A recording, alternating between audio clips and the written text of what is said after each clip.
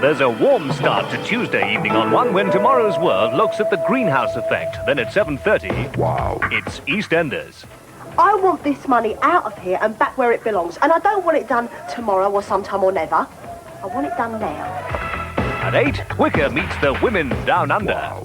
It's very much the attitude that you are fair game. There's no particular treatment of you as a female. There's no niceties. At 9:10, following points of view and the news, it's open all hours. Come in, why don't you? And part 2 of Take Me Home is at 9:40. What's wrong? Nothing. Don't you like the way I eat all of a sudden? I never said anything. With a Film 88 special on David Lean at 10:40 and Where's the Key at 11:10, that's Tuesday on One. The film about to start over on BBC2 is City Beneath the Sea, starring Anthony Quinn and Robert Ryan as deep-sea divers in search of shipwrecked gold buried in the Caribbean, off the shores of Jamaica.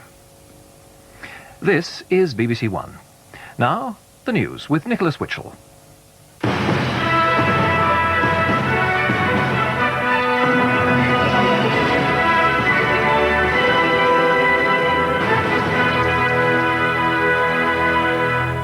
Good evening. A major government publicity campaign about the poll tax has had to be halted because the High Court has ruled that it's potentially misleading. Over the next few weeks, the government had been planning to send a special leaflet to homes in England and Wales. Opponents of the community charge said the leaflet was full of mistakes. Tonight, John Cunningham, the Labour spokesman, said the Environment Secretary had been exposed as incompetent and as an abuser of taxpayers' money. The government campaign was officially launched yesterday by the Environment Minister, Mr. John Gummer, doing his own delivery round. The leaflets spell out the details of the community charge, or poll tax, to be introduced next April in England and Wales. However, they were immediately labelled party propaganda and attacked by Labour's environment spokesman as another example of the misuse of the government's publicity machine. What is now happening is that ministers are using the public's own money to try to convince them that it's a good idea. The Tories have already earmarked more than £100 million this year for propaganda, which is really party political propaganda, and they've no business paying for it out of taxpayers' money. The leaflet campaign was further attacked in the House of Commons this afternoon and defended by the Prime Minister during question time. We are reaching 21 million households at a cost of under 1 million, which is very good value for money indeed. Very soon, on May the 22nd, most councils will start registering people for the community charge, and it's vital, therefore, that people have accurate information for the registration process. Accurate. However, following today's injunction, the leafleting has now been suspended, awaiting the full High Court hearing in 2 weeks' time. Labour's National Executive is due to vote very shortly on the party's defence policy. It's the most important decision of their 2-day policy review, and there's little doubt that Mr Kinnock will get his wish and the party will drop its commitment to unilateral nuclear disarmament. His opponents are saying the change is being steamrollered through. Mrs Thatcher has called it unilateralism in a different wrapping. The NEC has also approved the abolition of the House of Lords, but it's the defence discussion which has dominated the day. No subject gets Labour going quite like nuclear weapons. They're all against them, but the leadership fear another election with Labour open to Tory taunts of leaving Britain defenceless. Neil Kinnock arrived at Transport House today convinced he has the answer. Labour would scrap the bomb as part of East-West arms reductions talks. Peace, security and advance in the negotiations that can secure the clearance of the menace of nuclear weapons by a process that will enhance understanding and, most important, security right across this continent. The unilateralists know they're now outnumbered on the National Executive, but they see the policy change as a betrayal. The problem in the Labour Party is not that we haven't convinced the electorate of unilateralism, we've never convinced the leadership of unilateralism. And so what we are finding today, and no doubt the steamroller will be used, is that we're just going to force the party, if they can, to go into line with what the leadership has always believed. Callaghan was against unilateralism, Wilson was against it, Neil Kinnock is against it, Michael Foot is against it, so that's the position today. The policy review aims for a negotiated end to nuclear weapons by the year 2000, the cancellation anyway of Britain's fourth Trident, and a pledge not to use nuclear weapons first. But crucially to the left, it fails to guarantee nuclear disarmament if superpower talks go wrong. Today's not the end of the argument. It's 7 years since conference turned the party unilateralist. This autumn, the conference must take the final decision on whether the time has come to change again. Many BBC programmes are being disrupted today. Members of the main broadcasting union, BETA, and the National Union of Journalists are striking for 48 hours over pay.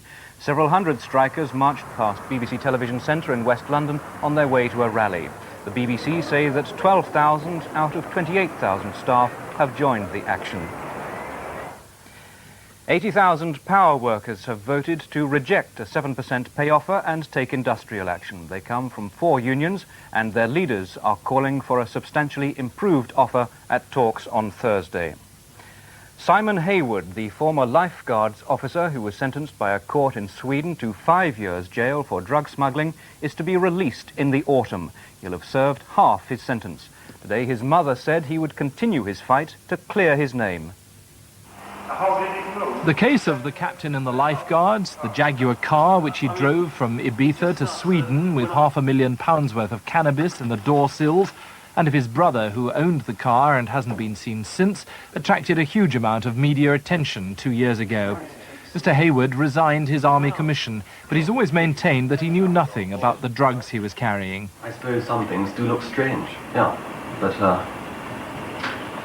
I know that they're all innocent, and what more can I say?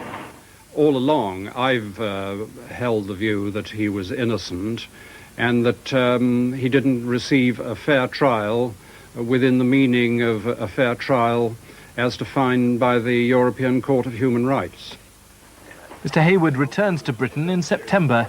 He's writing a book about the whole affair, which, his friends say, will contain a great deal that hasn't so far come out. John Simpson reporting. Winston Silcott has resigned as honorary president of the Students' Union at the London School of Economics. Silcott, who was convicted of the murder of Police Constable Keith Blakelock in North London in 1985, was elected to the presidency a fortnight ago. But there were allegations of vote rigging, and many people, including PC Blakelock's widow, condemned the decision. A ballot of all LSE students was to have been held on Thursday. Michael Burke will be here at 9 o'clock from the newsroom. For the moment, good evening.